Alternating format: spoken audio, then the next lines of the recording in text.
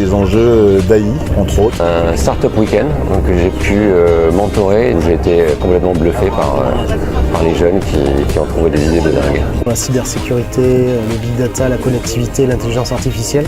Comment l'intelligence artificielle et les applications peuvent apporter à la fois une meilleure performance et du bien-être à nos utilisateurs. Énormément tout ce qui est recherche vocale.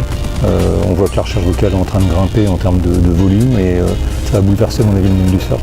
Dans le sens où jusqu'à présent il y avait 7 à 8 places sur le podium, puisque le but c'était d'être en première page de Google avec 91% des clics. Demain avec la recherche vocale tu auras un résultat voire deux.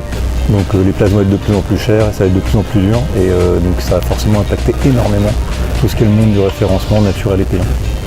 En fait, moi je suis fascinée par l'utilisation des nouvelles technologies pour favoriser la communication des hommes les uns avec les autres, notamment dans tout ce qui est customer experience. Je regarde comment va évoluer le débat sur l'intelligence artificielle.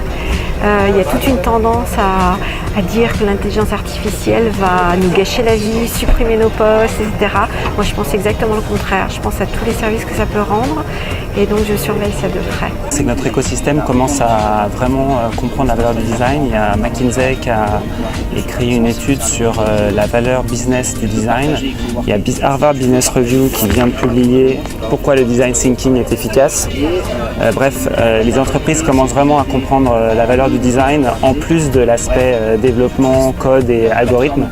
Et c'est captivant d'être pionnier sur ces sujets. Tout ce qu'on commence à lire sur l'intelligence artificielle et son éventuelle application dans le domaine de la créativité.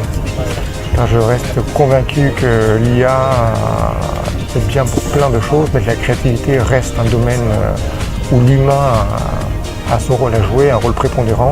C'est ce qu'on essaie de faire nous. Et pas plus tard que ce matin, je lisais un article vraiment sur les premières tentatives de l'IA de rentrer dans la créativité, et je demande où ça nous mènera. Tout ce que le digital apporte sur les campagnes, marketing, ce que ça peut apporter ensuite dans la consommation, qu'est-ce que le digital peut influencer sur l'acte d'achat pour le consommateur final. C'est principalement tout ce qui tourne autour de l'intelligence artificielle. L'année dernière, c'était les biais. Pouvoir investir plus d'énergie autour de l'intelligence artificielle pour que ce soit un succès et pas que ça arrête de faire peur, qu'on arrête de parler de Skynet, mais qu'on parle plutôt de vrais usages de l'intelligence artificielle avec quelque chose qui rapporte quelque chose à l'humain mais qui ne soit pas dangereux.